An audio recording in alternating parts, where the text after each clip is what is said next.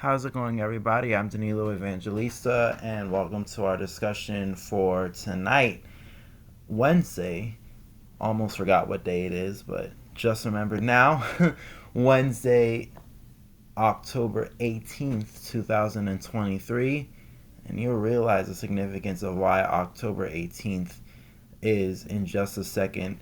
But first of all, just to kind of briefly go over what we're going to talk about today, of course, as you can see by the title card, Tammy, Tropical Storm Tammy, bringing impacts to the islands. Yes, it is an MDR storm once again in the month of October, and not just early October, we're in October 18th, so that is the significance of why today is October 18th and we have an MDR storm plus another major hurricane potentially in the eastern Pacific, and this one might also bring impacts to Mexico as well. So a lot to go over today. Nice to have you along. Once again, we have Tammy in the Atlantic. It is just formed, I believe, as of today, this afternoon. Or not, I don't know, but I do know at least that we do have Tammy right now.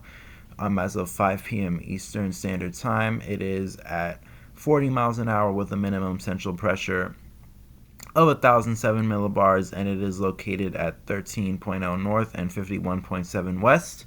Of course, if you are doing it the old school way and you kind of have a tracking map sort of deal going on, that is the coordinates of Tammy right now, and is moving west at 23 miles an hour. Obviously, though, that's not all. We have Hurricane Norma now. Hurricane 80 miles an hour with a minimum central pressure of 984 millibars. And this might actually be an issue for the Baja California and even Mexico as well. This might be close to hurricane strength, at least that's what the NHC has indicated by their most recent cone, but of course we'll go over that in just a little bit. And in terms of anything else developing, there is more to follow. We have a 70% chance in the next week for something else to get going south of Mexico in the far kind of eastern portion of the Pacific Basin. This might also be something else, at least from what I've seen in the models. This might also be something else to watch. Let's get started though with Norma. And you can see how it's definitely a hurricane. You see these spiral convective bands in Norma showing signs it's developing its inner core. Definitely a sign of a developing hurricane, and this could go on to become a major hurricane as well, indicated by the NHC. You can see right here, this is it. The latest cone as of 5 o'clock or 3 p.m. Mountain Standard Time. That's at least the time zone that this is in right now, and you can see NHC expects this to be a major by 12 p.m. Tomorrow. So this will rapidly intensify. At least that's what the NHC thinks so. And most of the major global models are in agreement with this as well. Then it kind of weakens a little bit, and then it does get very uncertain. We'll actually look at the key messages in just a moment, but NHC does mention uncertainty about the track, though definitely looking at potential impacts to Mexico further down the line as we get towards days 4 and 5. And as of right now, as I mentioned, could be hurricane strengthened. Mentioned with the key messages, of course. First and foremost, Nora does expect, or we are expecting Nora to rapidly strengthen through Thursday while it passes well offshore off southwestern Mexico.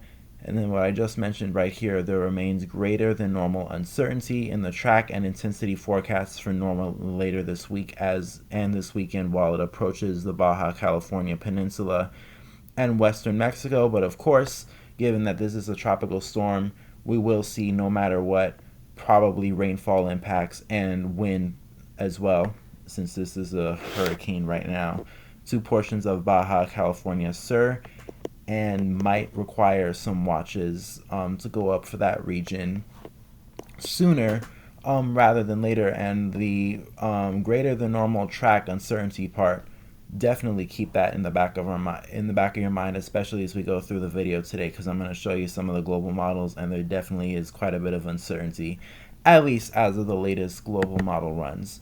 So we'll go over that in just a minute, but first, of course, we got to go over Tammy. This is the satellite imagery for that. Definitely more organized, especially compared to the last few days. And if you especially remember when we were first talking about what would become Tammy a few days ago, when I posted a few days ago this past weekend, remember how it looked very organized or very much like a very potent tropical wave while it was much farther east in the MDR over the last kind of few days. And I guess it goes to show just how much, weather does change only within a matter of a few days. We saw kind of models downtrend on the system. Then, of course, they began to uptrend again, at least enough that they were showing some sort of development. And now, of course, it is here. We have Tropical Storm Tammy. Although you can still kind of see its remnants of its kind of disorganized structure that it had from the last 2 or 3 days, especially. Been dealing with a lot of dry air issues, and kind of sent models on a little bit of a swing in what they were forecasting. If you remember, once again this weekend they were showing up to major hurricane strength potentially nearing in on the islands, or at least at some point beyond the islands, showing some sort of major hurricane or something like that. To the models now not even developing at all. Definitely a lot of back and forth with it, but of course, in the end, we still have Tammy here, and it is a tropical storm right now, though not very organized, but probably will organize over the next several days. But as at least of right now, it is not expected to become anything that significant, especially compared to what the models had in days prior, though tropical storm watches are in effect for the island. So most certainly, obviously, given that this is a tropical system and a general weather system as a whole, it's going to bring rain and it will bring winds, especially since this is a tropical storm. Winds of 40 miles an hour right now, and probably will ramp up in the next few days and then kind of recurves out of the islands afterwards, away from any concern in the United States. And I mean, really, this time of year, we don't get anything that develops out here in the MDR, to make it all the way west as a tropical system entirely. This is definitely not September. Things have definitely changed pattern wise and climatology wise as well. Things change between September and now we're in a much more conducive pattern for recurvers, especially since naturally, as we get towards the winter, we kind of get a lot more troughing and a lot more stronger extratropical systems that move through more frequently in the subtropics, which does tend to weaken the ridge. So really, there is no expectation for this anyways in the first place to get near the United States.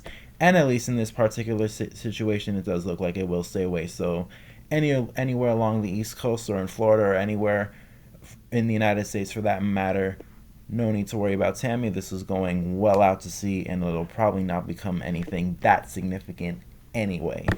But of course, this is still impacting somewhere, and of course we have key messages since this is going to make impacts to the islands. NHC mentions basically what we've been saying: tropical storm conditions expected for the Lesser Antilles beginning Friday, and there are tropical storm watches in effect, and they'll probably issue more tonight or tomorrow. And then there will be heavy rains from Tammy, including the northern Windward and Leeward Islands on Friday, spreading through into the British and U.S. Virgin Islands, and even Puerto Rico. Puerto Rico maybe might have to watch for some impacts as well, mostly in the way of rainfall. And always remember the flash flooding, urban flooding, and along with mudslides as well. And I think this is a perfect time to mention to always not downplay rainfall, because this might be only a tropical storm, but you know what they always say, that, you know, the biggest factor for deaths in tropical systems is always the rainfall and the flooding.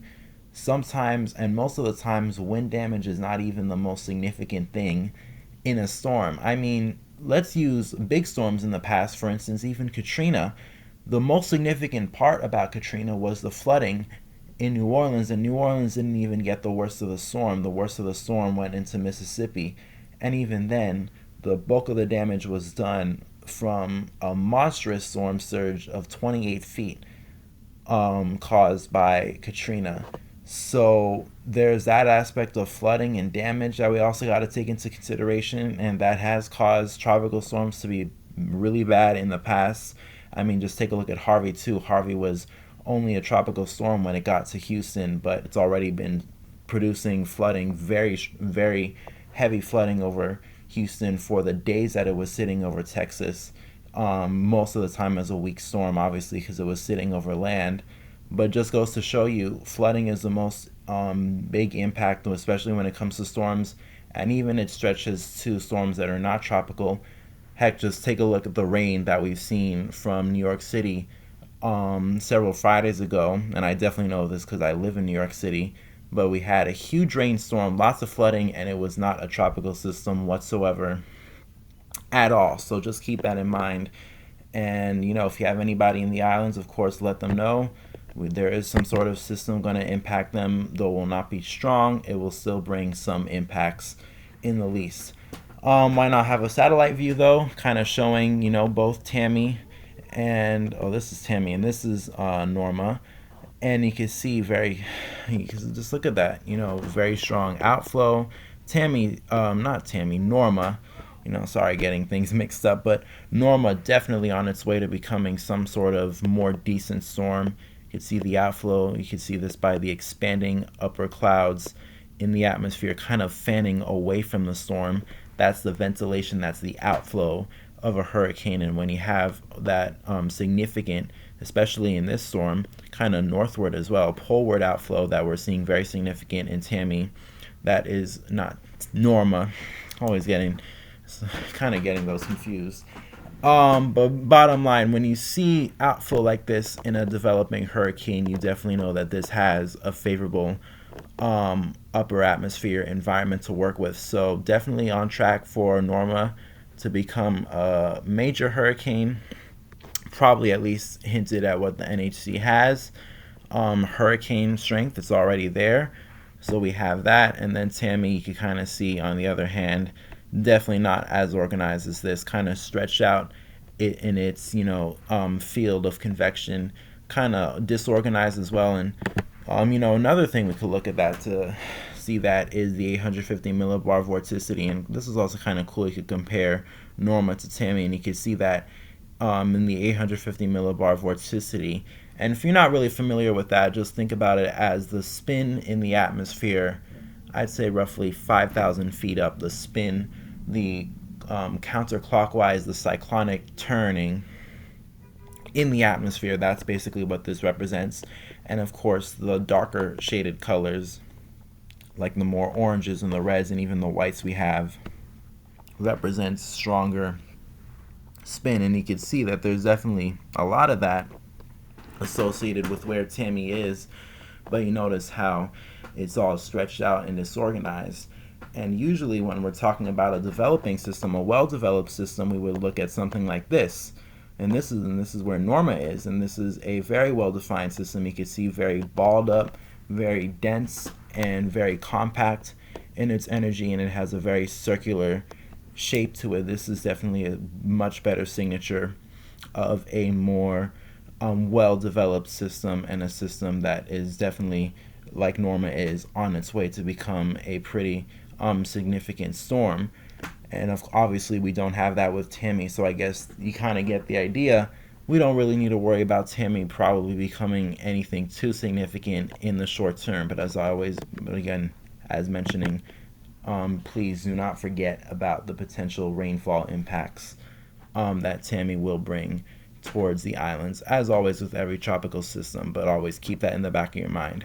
Norma, though, with the model track guidance, we'll show you the actual global models in just a little bit. We'll get to that, of course, with the actual runs on Tropical Tidbits, but this is the model track guidance showing all the global models and their tracks forecast into one graph. And when we talk about uncertainty, we really mean it. We have uncertainty in tracks, which tracks raining all the way from around here closer towards 113 west and well offshore by hour 120. This is for hour 120. Kind of see that with the 120 number there. By hour 120, I think this is the UK Met and the European model, having it well offshore the Baja Peninsula there. And meanwhile, on the flip end of the scale, you see this red model right here, and even most of the other major models as well kind of have a different picture all the way by the Baja Peninsula and even mainland Mexico. by hour 120, and most notably, you see the red line here, that's the GFS. So a stark difference between the two definitely puts into perspective the uncertainty that we have in the models, but certainly does look like some sort of impacts to the Baja Peninsula are more or less inevitable with the system, at least given with what the models have right now. What it looks like for intensity, though, Norma probably will strengthen, of course, probably to a major, more decent hurricane, probably of category 1, of category 2 or 3 strength, probably. NHC has us getting up to a major, and that's what you see some models have, so maybe there's a chance that this indeed will become a major, though you never always know. But bottom line, a lot of uncertainty with Norma. Definitely will weaken as we get towards 120 hours out. Look where most of the intensity guidance is with Norma, kind of on the weaker side, closer towards tropical storm strength. So probably won't see Norma stay as strong at its peak for a whole long, but still impacts to the Baja Peninsula we'll have to watch very closely.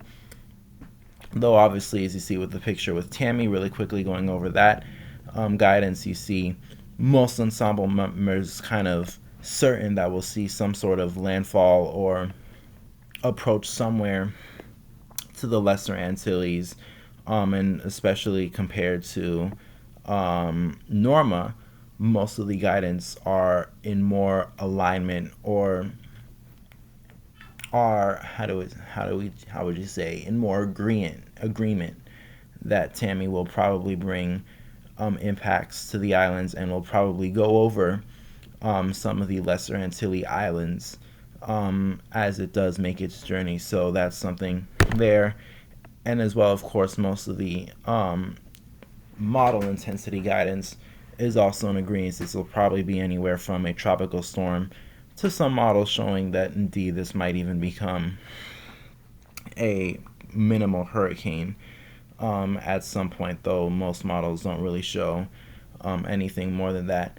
Now, if we want to take a look at the actual picture, now let's show the actual global models and see what their guidance is. Let's start off with Norma, though, since that is the most significant storm right now. And you see the GFS reloaded in time. Next 24 hours does intensify further. GFS brings us down to low 970s, and then this is as of the 12Z. Let's actually bring it to the 18Z to see what it shows there. GFS brings us down to the low 960s in the 18Z run. This is what this is. 18Z run for the GFS. I had it on the 12Z, but here's the 18Z. Next 24, 48 hours, this is 977 millibars, so definitely is still a intense, probably potent hurricane by then. This is hour 60, roughly 2.5 days from now, approaching the Mexican coastline, though it kind of veers away from the Baja Peninsula and go closer towards mainland Mexico. And then by hour 72, it is inland and already dying off. And then this is where the uncertainty really lies. Take a look at that. We go from the GFS to the European, and the European, this is by 12. This is from the 12Z model at hour 78. The GFS was all the way over here with the storm that's already dying over inland Mexico, while the European has a storm that's way further south, completely offshore, still what looks to be would probably be a strong tropical storm to weak hurricane by then. So still lots of uncertainty. And then of course in the shorter time, though, you could say the European does of course predict some sort of strengthening with Norma, not Tammy. But I guess you could make the argument maybe the European is not as bullish on intensity as much as it should be. They kind of only have this as a storm in the 990s when it is already a hurricane, a Category 1 hurricane, with the pressure already in the 980s. So I guess you can make that argument. Maybe there's some sort of inaccuracy with the models, at least in intensity, which might have an impact on the track too. But still, this does put into perspective lots of uncertainty with Norma right now. So once again, when it comes to those moments, really, especially in a time where there's a lot of conflicting ideas and messages from the different global models, the only thing we could really do is watch real time and see what happens. this is still several days away from when there will probably be impacts to the Baja. So it's definitely a lot of time for things to change and evolve. So definitely watch that. On to Tammy, though. This is starting off with the GFS. And you can see it kind of in the left-hand corner. Tammy's all the way over here. Kind of a weak storm right now. Definitely disorganized as well. You could see not very strong signal of a potent tropical system on the models, and it kind of stays that way. It does, though, begin to eventually kind of evolve and develop a little bit better. This is by hour 60. Interestingly, the GFS and the 18Z run kind of takes us a little bit north of the islands, and then kind of, I guess, would keep the impacts more minimal. And then by hour 72, it's at 990. So then probably when we'll see some more intensification once this gets north of the island. So I guess if you want to take away a message from that, probably meaning the worst of the storm would probably be already past the islands. By the time it begins strengthening, it would have already been past the island. So maybe that is a bit of good news if you're looking for that. Then this is by hour 96. This is 4 days out. GFS has a pretty potent system, 976 millibars, and heck, let's take it out to 120 hours out, and that is 5 days out. GFS has a storm in the 970s. I'd say probably high-end C1, probably low-end Category 2. And I've actually found this interesting. I did see a little bit of some sort of discussion on Twitter between some of the big meteorologists that we do follow on Twitter. That does include people like Andy Hazelton and Eric Blake. I remember specifically Eric Blake, I think, mentioned to Andy Hazelton today something about how the GFS has been doing better in most recent days with the detection of Tammy compared to the Euro, which I'll show you right now. The Euro shows a very not strong storm compared to the GFS, which does show a pretty potent system. The Euro kind of keeps this 48 hours out. We compare this Euro to the GFS. GFS kind of has a system in the upper 990s, low thousands in terms of its pressure, so a little bit more significant there, while the Euro just kind of has this weak low pressure, and then we move it out in time. By the time this gets past the islands, there is some strengthening on the Euro, but definitely nowhere near as significant as the GFS. And the kind of the discussion was about how the GFS